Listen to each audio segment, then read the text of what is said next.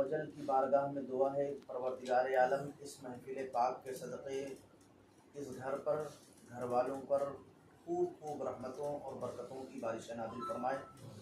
جتنے بھی لوگوں نے اس محفل میں شرکت کی ہے اللہ تعالیٰ ان سب کی حاضری کو قبول فرمائے آمین۔ اور سب کی دلی جائز تمناؤں کو مولا عز و جل پورا فرمائے۔ آمین۔ ایک بار اور درود پاک پڑھیں اللہم جوہر سے بات یہاں پہ کیا بولتے ہیں کافا دوں ہاں ہاں اہل بیت کرام کے اب چھٹی ہو رہی بتا رہا سوچیں گے ذکر کے حوالے سے اس محفل کا انعقاد کیا گیا ہے۔ مختصر سا انشاءاللہ ذکر کریں گے اور کچھ اصلاحی باتیں بھی ہمیں آپ سے کرنی ہیں، اس نیت کے ساتھ کہ اللہ تعالیٰ ہم سب کو کہنے سننے سے زیادہ عمل کرنے کی توفیق عطا فرمائے۔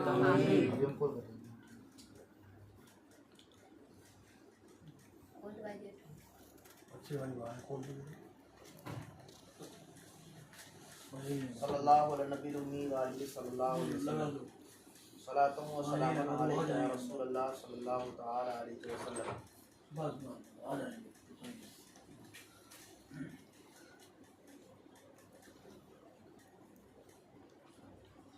سرکار سیدنا امام علی مقام امام حسین ایک ایسی شخصیت کا نام ہے جو صرف ایک انسان نہیں بلکہ مکمل ایک تحریک ہے۔ وہ صرف شخصیت ہی نہیں بلکہ شخصیت ساز ہیں، اور اللہ تبارک و تعالیٰ نے آپ کو دنیا میں پیدا کیا تو ایک مخصوص مقصد کے لیے پیدا کیا۔ حضور علیہ الصلوۃ والسلام نے آپ کی تربیت فرمائی تو ایک مشن میں کامیابی حاصل کرنے کے لیے، ایک بڑے امتحان کو دینے کے لیے اللہ تعالیٰ نے اور اللہ کے محبوب علیہ الصلوۃ والسلام نے آپ کو تیار کیا۔ سرکار سیدنا امام علی مقام امام حسین کی پوری زندگی اگر آپ دیکھیں، 55 سال کی عمر شریف ہوئی آپ کی، اور عمر کے 55ویں حصے میں سال میں اللہ نے آپ کو جو ہے مقام کربلا میں شہادت کا درجہ عطا فرمایا۔ سرکار سیدنا امام علی مقام امام حسین کی پوری زندگی جو ہے بڑے ہی ناز و نعم اور بڑی ہی آرام اور بڑے ہی جو ہے یہ کہہ لیں اچھے انداز میں گزری۔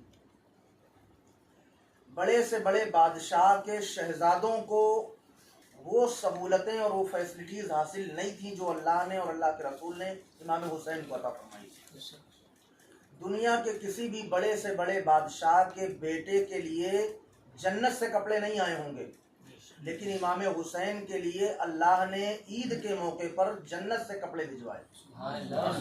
دنیا کے بڑے سے بڑے بادشاہ کے شہزادے کے بھوک لگنے پر کھانا کبھی جنت سے نہیں آیا ہوگا، لیکن ایک موقع پر جو ہے امام حسن و حسین کے لیے اللہ کے رسول علیہ السلام نے جنت سے کھانا منگوایا۔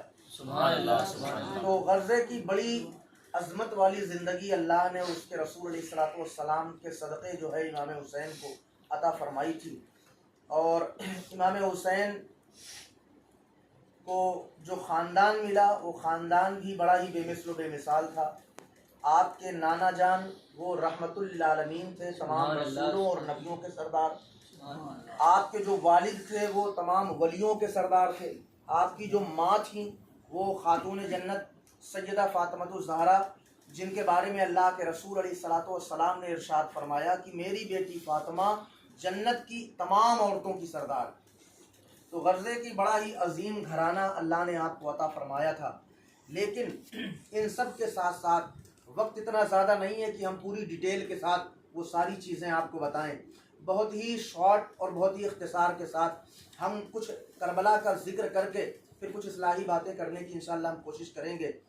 کربلا میں امام علی مقام رضی اللہ تعالیٰ عنہ پر جو ظلم و ستم ہوا، ایسے ظلم و ستم کی مثال آپ کو نہ کربلا سے پہلے کہیں نظر آئے گی نہ کربلا کے بعد کہیں آج تک ایسا ظلم آپ کو نظر آئے گا جیسا ظلم کربلا میں امام علی مقام اور آپ کے اہل خانہ پر ہوا۔ سب سے بڑا جو امام علی مقام اور آپ کے گھر والوں پر ظلم ہوا وہ یہ کہ 3 دن کے لیے دانا اور پانی بند کر دیا گیا۔ 3 दिन के लिए खाना पानी बंद कर दिया गया। इमाम अली मकाम के अहले खाना में छोटे छोटे बच्चे भी थे, जिनमें 6 महीने के नन्हे मौला अली असगर भी शामिल थे, जिनमें 16 साल के मौला कासिम जो इमाम हुसैन के भतीजे थे वो भी शामिल थे, 18 साल के इमाम हुसैन के बेटे मौला अली अकबर भी शामिल थे, और 10-12 साल के इमाम हुसैन के 2 भांजे मौला औनो मोहम्मद वो भी शामिल थे। जिस ख़ानदान में, जिस अहले खाना में 8 साल की इमाम हुसैन की बेटी सैयदा सकीना भी शामिल थी, और भी लोग थे, और बहुत ज़्यादा उम्रों वाले नहीं, कोई 18 साल का, कोई 20 साल का, कोई 22 साल का, बस किसी उम्र के रहे होंगे सब। लेकिन दुनिया के बड़े से बड़े जालिम के सीने के अंदर जो दिल मौजूद है, वो दिल भी इतना सख्त पत्थर का नहीं होगा कि जो दूध पीते हुए बच्चे पर जो है जुल्म और सितम करे और उसके लिए दाना पानी बंद कर दे। लेकिन ये इमाम हुसैन के मुकाबले में आने वाले जालिम यजीदी, जो इमाम हुसैन के नाना का कलमा पढ़ते थे, इमाम हुसैन के नाना का दीन लाया हुआ मानते थे, इमाम हुसैन के नाना को मानने का दावा करते थे, मगर उसके बावजूद इन्होंने अपने रसूल के नवासे के घर वालों पर ऐसा जुल्म सितम किया कि 6 महीने के नन्हे मौला अली असगर के लिए भी पीने के लिए पानी नहीं दिया। और जब इमाम अली मकाम जो है अपने शहजादे को लेकर गए, मौला अली असगर को लेकर गोद में, कि जालिमों, तुम्हारी नज़र में अगर गुनाहगार हूँ तो मैं हूँ, तुम्हारी नज़र में मुजरिम हूँ तो मैं हूँ, लेकिन ये मेरे 6 महीने के बेटे ने क्या बिगाड़ा है तुम्हारा? 6 महीने के मेरे बेटे ने तुम्हारा क्या बिगाड़ा है? कम से कम इसे तो चंद कतरे पानी के दे दो। तो पानी तो न देना था, ना उन्होंने दिया, लेकिन उन यजीदियों में से एक जालिम यजीदी सिपाही ने एक तीर जो है ऐसा ताक कर चलाया कि वो तीर इमाम हुसैन के 6 महीने के शहजादे मौला अली असगर के हलक को चीरता हुआ इमाम हुसैन के बाजुओं में पेवस्त हो गया। अब आप बताएं, 6 महीने का नन्हा सा बेटा, अगर हर घर में आज बच्चे होते होंगे, अगर 6 महीने का बेटा बेड से गिर जाए तो उसके लिए यही बहुत बड़ी तकलीफ है, और उसी में वो चीख चीख कर आसमान सर पे उठा लेता है। 6 महीने का बेटा, 6 महीने का बच्चा अगर बेड से नीचे गिर जाए, या जो है थोड़ी सी ऊंचाई से अगर वो ज़मीन पर गिर जाए, तो उसके लिए इतनी ही तकलीफ बहुत है, और इतनी तकलीफ पर ही माँ बाप तड़प जाते हैं। लेकिन अंदाज़ा लगाएं इमाम हुसैन का और उनके हौसलों का और उनकी हिम्मत की बुलंदी का, कि 6 महीने का बेटा गोद में है, हलक में तीर चुभा हुआ है, और शहजादा जो है जामे शहादत नोश कर चुका है, लेकिन इमाम हुसैन के लबों पर कोई शिकवा शिकायत नहीं आई, बल्कि ज़बान पर सिर्फ एक जुमला था, मौला जो तेरी रज़ा है वही मेरी रज़ा है, परवरदिगार जिसमें तू राज़ी है उसमें हम राज़ी हैं। इंसान जो है, मैं इससे पहले भी शायद मैंने कभी अर्ज किया होगा, इंसान अपने ऊपर पड़ने वाली मुसीबतें बर्दाश्त कर लेता है। इदरीस भाई तवज्जो, अपने ऊपर पड़ी हुई मुसीबतें इंसान बर्दाश्त कर लेता है, लेकिन अगर वो मुसीबतें बाल बच्चों पर आ जाएं तो इंसान हार जाता है। इंसान अपनी फैमिली पर आने वाली परेशानियों से हार जाता है। इंसान पूरी दुनिया से लड़ सकता है, मगर फैमिली पर अगर कोई बात आए तो फिर इंसान की हिम्मत जवाब दे जाती है। लेकिन इमाम हुसैन के हौसलों को सलाम करूं तो क्यों ना करूं कि इमाम हुसैन की फैमिली पर, आपके छोटे छोटे बच्चों पर वो जो जुल्म सितम किए गए कि पूरी तारीख़ इंसानी में ऐसा जुल्म कभी नहीं किया गया। लेकिन आप हिस्ट्री करबला की उठाकर देख लें, मेरे हुसैन ने कभी एक बार भी कोई शिकवा या शिकायत नहीं की, बल्कि जब भी ज़बान पर कोई बात आई, कोई जुमला आया, तो यही आया कि मौला तेरी रज़ा पर हम राज़ी हैं, जो तेरी रज़ा वही हमारी रज़ा है। ये बहुत बड़ी बात होती है। इमाम हुसैन को हुसैन जो है यूं ही नहीं कहते, इमाम हुसैन का किरदार वैसा था, उनका कैरेक्टर वैसा था। अगर आप जो है इंसानी हिस्ट्री पढ़ें, दुनिया में जब से इंसान आए हैं, आदम अलैहिस्सलाम से लेकर आज तक 7000 साल हो गए दुनिया में इंसानों को आए हुए। कितने साल हो गए? 7000 साल। ये हमारा इस्लामी नज़रिया है। बकिया और लोग तो न जाने क्या से क्या कहते हैं कि लाखों करोड़ों साल पहले बंदर थे और फिर बंदर से तरक्की करते करते इंसान बने। ये लोगों की बात है, लेकिन हमारा कुरान और हदीस का अता फरमाया हुआ जो नज़रिया हमारे पास है कि दुनिया के सबसे पहले इंसान जो हैं वो हज़रत आदम हैं। अल्लाह ने उन्हें बनाया मिट्टी से और फिर उनमें रूह डाली, और फिर आज जो भी इंसानी आबादी है वो हज़रत आदम की औलाद है। कोई होगा बंदर की औलाद, लेकिन हम तो आदम अलैहिस्सलाम की औलाद हैं। और इसी वजह से इंसान को आदमी कहा जाता है। कभी तवज्जो दीजिए, आप कहते हैं ये आदमी जा रहा है। आदमी क्यों कहते हैं? इसलिए कि वो आदम की औलाद है, इसलिए कि वो आदम की औलाद है। आदम की औलाद होने की वजह से उसे आदमी कहा जाता है। तो इंसानों को दुनिया में आए हुए 7000 साल हो गए, हज़रत आदम अलैहिस्सलाम से लेकर आज तक, और आज से अब जो आने वाला ज़माना क़यामत तक का जो भी थोड़ा बहुत बचा हो। इस इंसानी हिस्ट्री में आपको बहुत से ऐसे लोग मिल जाएंगे जो अपने आप को वली कहते हैं, वली कहते हैं अपने आप को, कहते हैं हम बहुत बड़े पहुँचे हुए हैं। और हालात उनके ये हैं कि हाथों की 10-10 उंगलियों में जो है अंगूठियां पहने हुए हैं, गले में तरह तरह की मालाएं लटकाए हुए हैं, कानों में जो है बालियां चढ़ी हुई हैं, और न जाने कहाँ से कहाँ क्या क्या पहने हुए हैं। शरीयत की कोई पाबंदी नहीं, नमाज एक वक्त की नहीं, रमज़ान में रोज़ा नहीं, कोई जो है औरतों से हाथ पैर दबवाना वगैरह वगैरह, वो एक पूरी डिटेल है, उतना वक्त नहीं है। लेकिन हम बताना सिर्फ ये चाहते हैं कि शरीयत की कोई पाबंदी नहीं, मगर उसके बावजूद कहना ये है कि हम बहुत पहुँचे हुए हैं, अल्लाह के वली हैं। तो वली होने का दावा करने वाले आपको दुनिया में मिल जाएंगे। और एक कदम आगे बढ़ें, इस दुनिया में बहुत से ऐसे लोग आए जिन्होंने अपने आप को नबी कहा और कहा कि हम अल्लाह के भेजे हुए पैगंबर हैं, अल्लाह के नबी हैं हम। हालांकि अल्लाह ने नबी बनाया नहीं, लेकिन उन्होंने झूठा दावा करके अपने आप को नबी बना लिया। जैसे अभी माजी करीब में मुसैलमा कज़्ज़ाब और माजी बईद में मुख्तार सक़फ़ी और न जाने कितने पैदा हुए जिन्होंने अपने आप को नबी कहा, अपना कलमा पढ़वाया वगैरह वगैरह। तो वली का दावा करने वाले भी इस दुनिया में आए, नबूवत का दावा करने वाले भी इस दुनिया में आए, और कुछ ऐसे भी घामड़ दुनिया में आए जिन्होंने एक कदम और आगे बढ़कर अपने आप को खुदा कहा। जैसे फ़िरौन और नमरूद, इन्होंने अपने आप को खुदा कहा और अपने आप को सजदा करवाते रहे, अपने आप को जो है खुदा कहलवाते रहे। जो सजदा करता उसे छोड़ देते, जो ना करता उसे कत्ल करवा देते। तो इस 7000 साल की तारीख़ इंसानी को अगर आप पढ़ें तो आपको ये मिलेगा, इस दुनिया में वली कहलाने वाले भी आए, नबी कहलाने वाले भी आए, खुदा कहलाने वाले भी आए, लेकिन 7000 साल में कोई एक ना आया ऐसा जिसने अपने आप को हुसैन कहा हो। कोई एक ना आया जिसने अपने आप को हुसैन कहा हो। क्यों? इसलिए कि वली होने का दावा करना आसान है, नबी होने का दावा करना आसान है, खुदाई का भी दावा करना आसान है, मगर हुसैन होने का दावा करना यह आसान नहीं है। अगर हुसैन होने का कोई दावा करेगा तो वो जानता है कि फिर 3 दिन भूखा प्यासा रहना पड़ेगा, अपने खानदान को कुर्बान करना होगा, अपने भतीजों और बेटों की कुर्बानी देनी होगी। तो खुदाई का, नबूवत का, विलायत का दावा करना आसान है, मगर हुसैन होने का दावा करना आसान नहीं है। खुदा की कसम, इस तारीख़ इंसानी में एक ही हुसैन आया है और क़यामत तक एक ही हुसैन रहेगा, कोई दूसरा हुसैन नहीं आ सकता।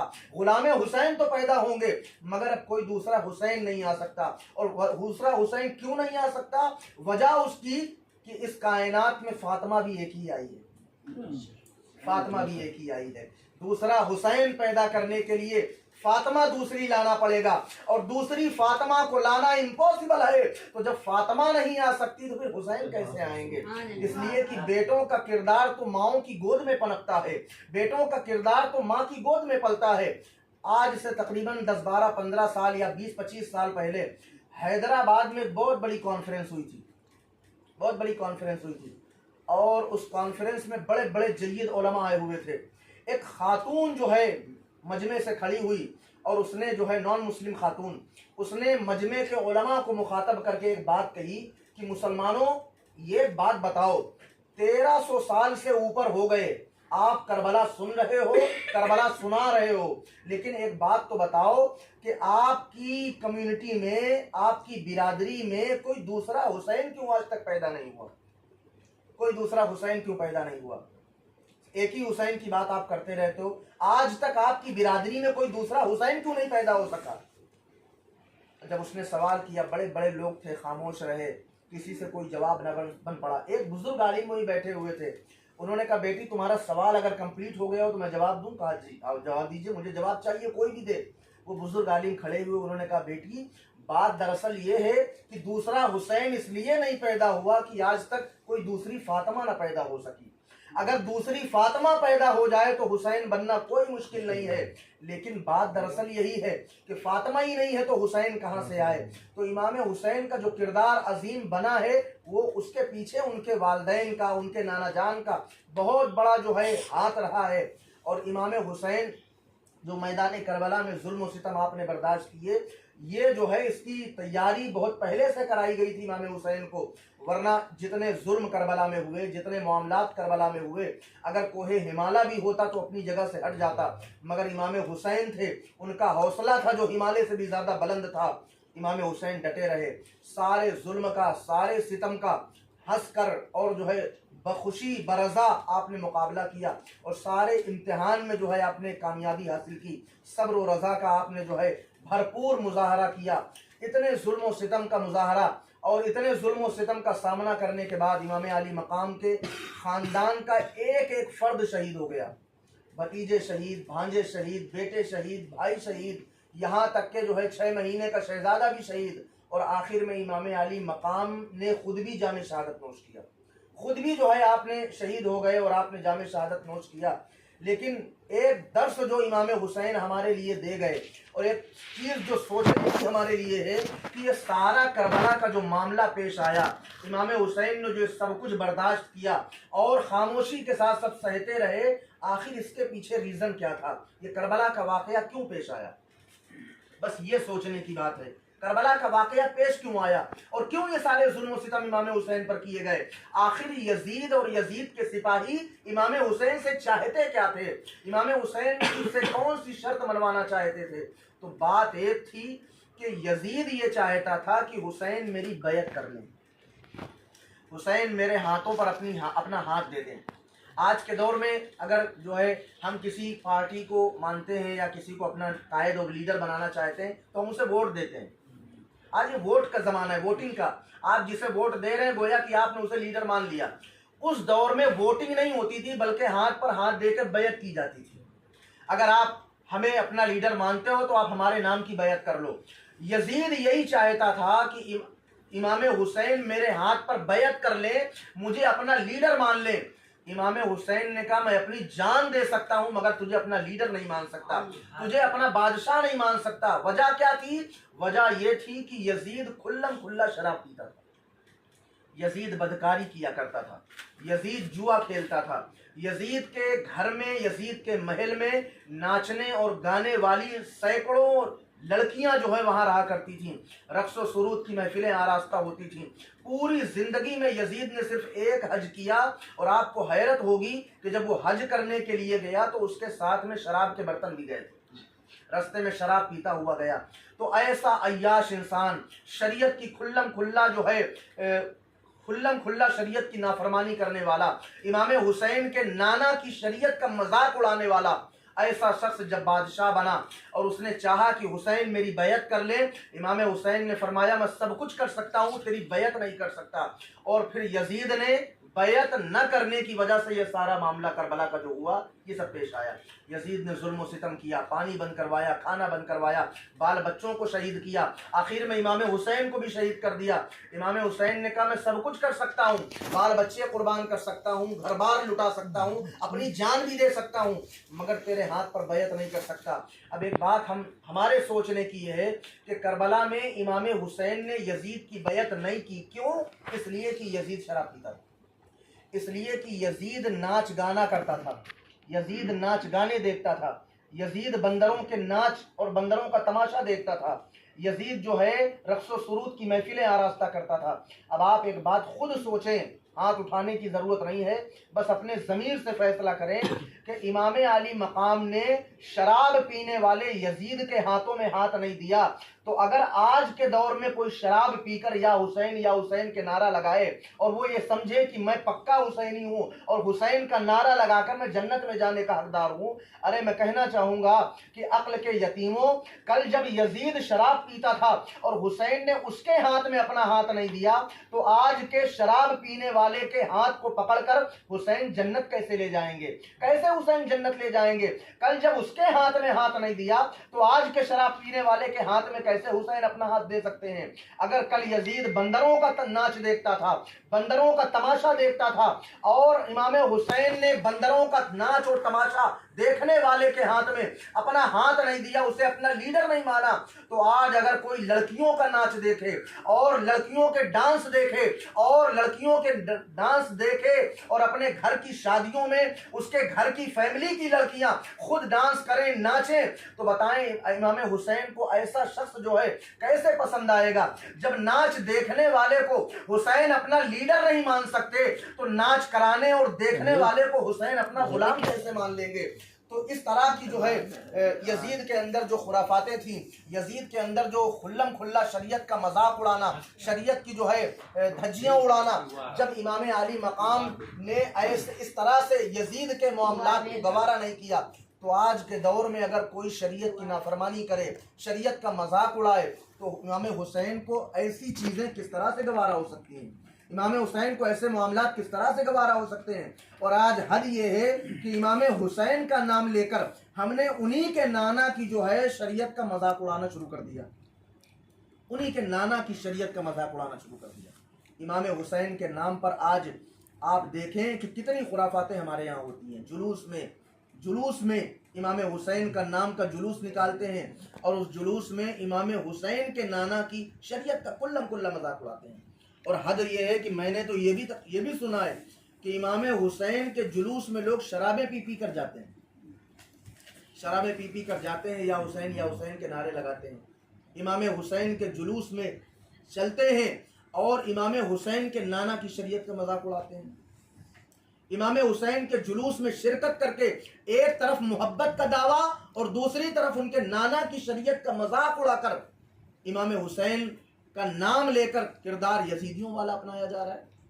जो करने के काम थे वो तो हमने किए नहीं। इमाम हुसैन के नाम पर तिलावत कुरान करना चाहिए, वो हमने नहीं की। इमाम हुसैन के नाम पर खाने पानी का इंतज़ाम करना चाहिए, वो हमने नहीं किया। इमाम हुसैन के नाम पर जो है हमें चाहिए ये था कि हम अपने कौम और अपनी मिल्लत के गरीब बच्चों के लिए अच्छी तालीम का इंतज़ाम करते, हमने ये नहीं किया। मगर इमाम हुसैन के नाम पर फजूल कामों में, गलत कामों में हज़ारों लाखों रुपए खर्च करने से हमने कोई जो है दरेग ना किया और हमें अब कोई अफसोस भी नहीं होता इस बात पर। लंगर करना इमाम हुसैन के नाम का कोई गलत नहीं है। मगर मैं ये कहना अभी एक जगह के बारे में मुझे पता चला 2-3-4 साल पहले कि इमाम हुसैन की शहादत की तारीख यानी 10 मुहर्रम को 786 लीटर पेवर दूध का शरबत प्लस उसमें मेवा मिक्स करके वो तकसीम किया जाता है। 786 लीटर दूध का और मेवे वाले जो है दूध का आप जो है अगर खर्च जोड़ें तो एक लंबा खर्चा बैठता है। मैं कहता हूँ कि कोई गलत नहीं है इमाम हुसैन के नाम का, आप शरबत बना रहे हैं और तकसीम कर रहे हैं, अच्छी बात है, लेकिन आप ये भी तो देखें कि बहुत से ऐसे भी काम पेंडिंग पड़े हुए हैं जो इससे कहीं ज़्यादा ज़रूरी है। आज हमारी कौम के और हमारी मिल्लत के बच्चों या बच्चियों के पास अच्छी तालीम गाहें नहीं हैं जहाँ अपने इस्लामी शायर की हिफाजत के साथ वो अपनी तालीम को आगे बढ़ा सकते। आज के जो स्कूल और कॉलेज हैं वो हमारी मिल्लत के बच्चों और बच्चियों के लिए ईमान के लुटने का सबब बन चुके हैं। बल्कि बड़े यानी ढके छुपे अल्फाज में मैं कहूँ कि आज की तालीम गाहें ये कह लें कि इज्जत और हया का जनाजा वहीं से निकल रहा है, इज्जत और हया का जनाजा वहीं से निकल रहा है। सारी इंसानियत का समझ ले, एक तरह से ये कह लें कि आपके ईमान तक के सौदे किए जा रहे हैं इन जगहों पर, लेकिन हमें होश नहीं आता। न जाने कितनी बहन बेटियों की इज्जतें जो है दांव पर लग चुकी हैं, मगर हम हैं कि अब भी होश में आने को तैयार नहीं। इस पूरे शहर कानपुर की अगर मैं बात करूं तो क्रिश्चियन आबादी अगर आप गूगलिंग करेंगे, सर्च करेंगे, क्रिश्चियन की आबादी कानपुर में 2% होगी, 2%। लेकिन आप उनके स्कूल देखें कि कानपुर के अंदर, सिर्फ कानपुर की बात कर रहा हूं, उनके स्कूल देखें आप, कितने स्कूल हैं कानपुर में। ज्यादातर अच्छे और बड़े स्कूल उन्हीं के हैं। और हॉस्पिटल अगर देखें तो एक हॉस्पिटल उनका मैं तो एक ही जानता हूं, वरना और भी होंगे, मरियमपुर वगैरह जैसा हॉस्पिटल। यानी 1 रुपए का जो मैंने सुना है, मैंने जो है इस ऐसी बातें ये जो मैं कह रहा हूं ये लोगों ने बताई हैं कि वहां 1 रुपए की रिश्वत नहीं ली जाती है, किसी तरह की कोई धांधली नहीं होती वहाँ पर। 2% सिर्फ कानपुर में है, मगर उसके बावजूद अच्छे अच्छे स्कूल उनके, बड़ी बड़ी तालीम गाहें उनकी, अच्छे हॉस्पिटल उनके पास। लेकिन अगर आप अपनी बात करें तो कानपुर में कम से कम 10 से 15% की आबादी तो हमारी होगी ही, लेकिन उसके बावजूद हमारे पास स्कूल कितने हैं? सर्च कर लें आप। हमारे पास हॉस्पिटल कितने हैं और उनका वहाँ का निज़ाम क्या है? हमारे पास स्कूल कितने हैं, कॉलेज कितने हैं और वहाँ का निज़ाम क्या है? ये कोई ऐसी बात नहीं मैं कर रहा हूँ कि आप कहें कि ये तो मंतिक और फलसफा बगाड़ रहे हैं, पता नहीं कहाँ की बात कर रहे हैं हमें। ये तो आपके सामने की बात कर रहा हूँ, आपके घर की बात कर रहा हूँ। ये तो हम सबको पता है। और ये सिर्फ कानपुर की बात नहीं, पूरे मुल्क की बात कर रहा हूँ। दुनिया की दूसरी सबसे बड़ी आबादी हिंदुस्तान में भी ले लें, हिंदुस्तान की दूसरी सबसे बड़ी आबादी हमारी है। दुनिया में इस वक्त इंसानों की जो आबादी है वो समथिंग तकरीबन 8 अरब के आसपास है, और 8 अरब में जो मुस्लिमों की तादाद है वो तकरीबन 2 अरब के आसपास है। दुनिया का हर चौथा पांचवा आदमी मुसलमान है। हिंदुस्तान की अगर बात करें, 125 करोड़ की आबादी में तकरीबन 30 से 40 करोड़ की आबादी तकरीबन कलमा पढ़ने वालों की है। दूसरी सबसे बड़ी आबादी हमारी है, मगर उसके बावजूद तालीमी मैदान में रंगनाथ मिश्रा रिपोर्ट के मुताबिक दलितों से भी नीचे हमारा एजुकेशन लेवल है। दलितों से नीचे भी हमारा एजुकेशन लेवल है। और मैं किस किस फील्ड में बात करूं, वक्त इतना ज़्यादा नहीं है कि एक एक चीज़ की मैं आपको डिटेल बताऊं। बस कहने का मतलब ये है कि अगर वाकई इमाम हुसैन हमारे दिलों में मोहब्बत है, सीनों में मोहब्बत है, और उनके लिए हम वाकई अगर कुछ करना चाहते हैं, पैसा खर्च करना चाहते हैं, तो कम से कम वो पैसा हम इस तरह से खर्च करें कि हमारा पैसा भी खर्च हो तो ज़ाये ना हो, बल्कि वो किसी काम आए। हमारा ऐसा नहीं कि हमारे पास पैसों की कमी है, हमारे पास दौलत की कमी है। अल्हम्दुलिल्लाह हमारे यहाँ भी, हमारी कौम में भी बहुत से लखपति, करोड़पति वगैरह मौजूद हैं, बड़े बड़े पति मौजूद हैं। अगर ये चाह लें तो थोड़ा थोड़ा सा आपस में मिलकर जो है, अगर हर साल अगर चाहें तो 1 से 2 स्कूल, 1 से 2 अच्छे कॉलेज खोल सकते हैं। अच्छे कॉलेज, अच्छे स्कूल खोल सकते हैं, जहाँ इज्जत के साथ, शरीयत की हिफाजत के साथ और अपने इस्लामी तशख्खुसात की हिफाजत के साथ हमारे बच्चे और हमारी बच्चियाँ अपनी एजुकेशन को, अपनी तालीम को आगे बढ़ा सकते हैं।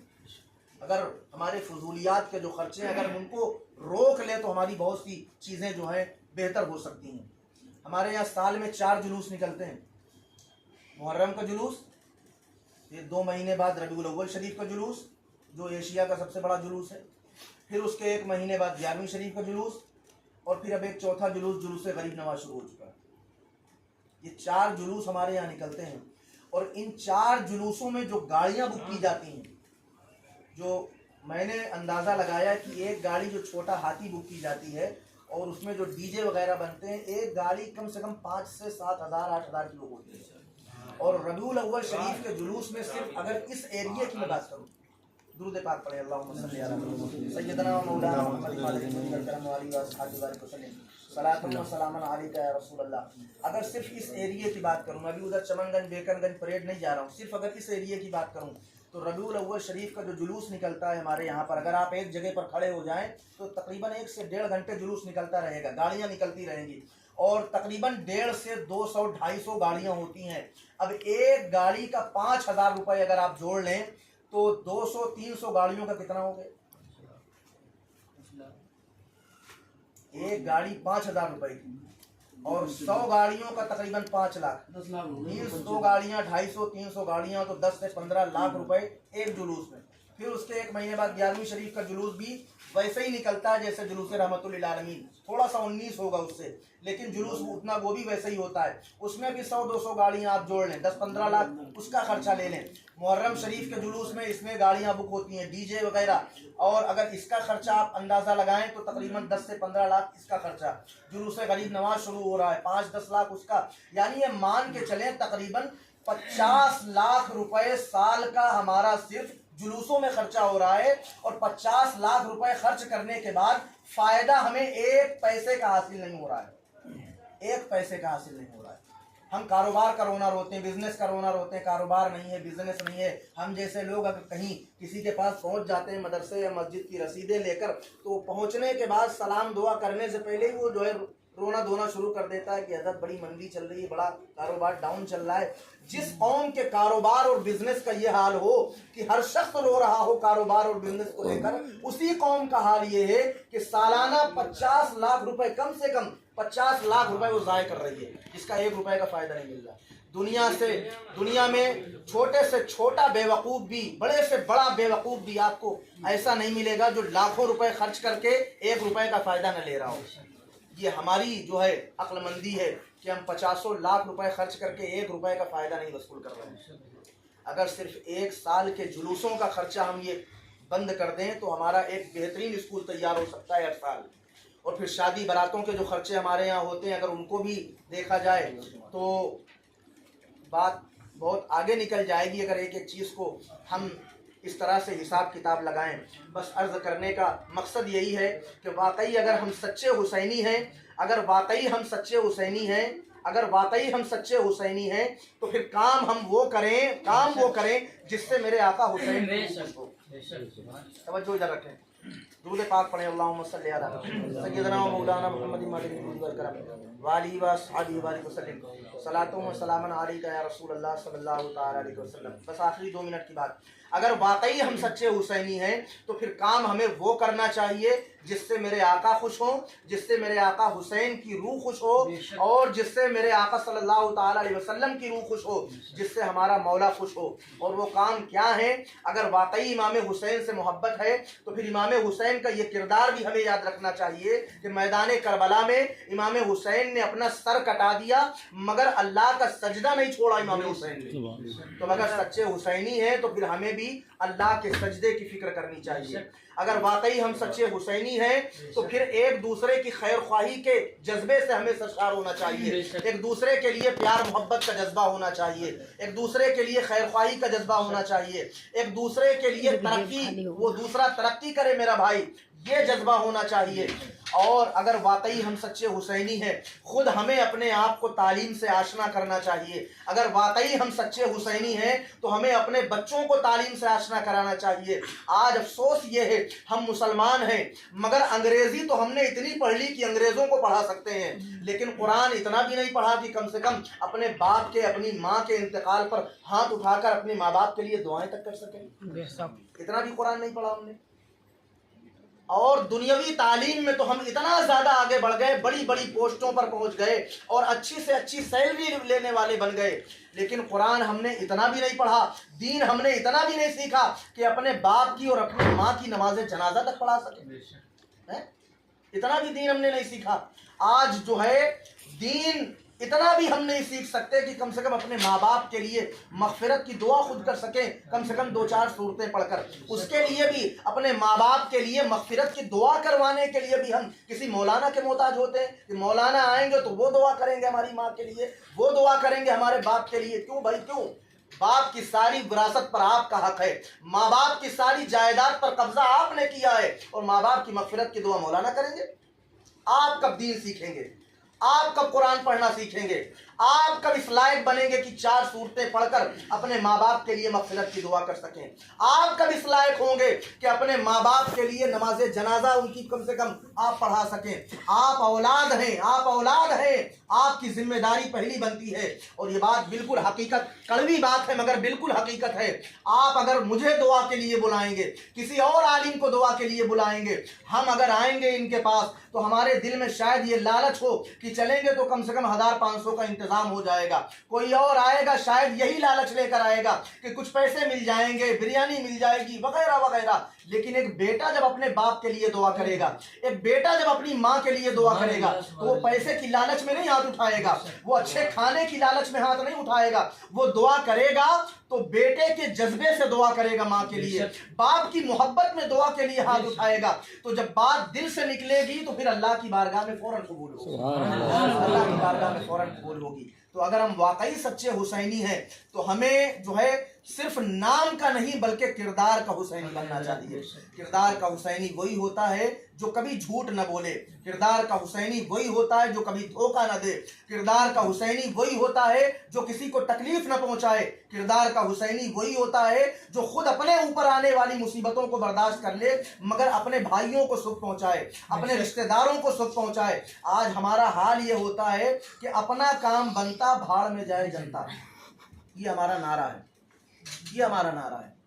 یہ سچے حسینی کا نعرہ نہیں ہو سکتا ہے، سچے حسینی کا نعرہ یہ نہیں ہے۔ میرا رب قرآن میں فرماتا ہے انما المؤمنون اخوہ، تمام مومن آپس میں بھائی ہیں۔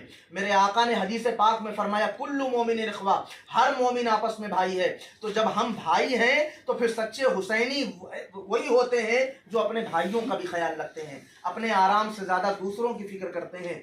اللہ کی بارگاہ میں دعا ہے پروردگار عالم اس طرح کی محفلوں کی برکت سے اور یہ تھوڑا بہت جو ہم نے ذکر کیا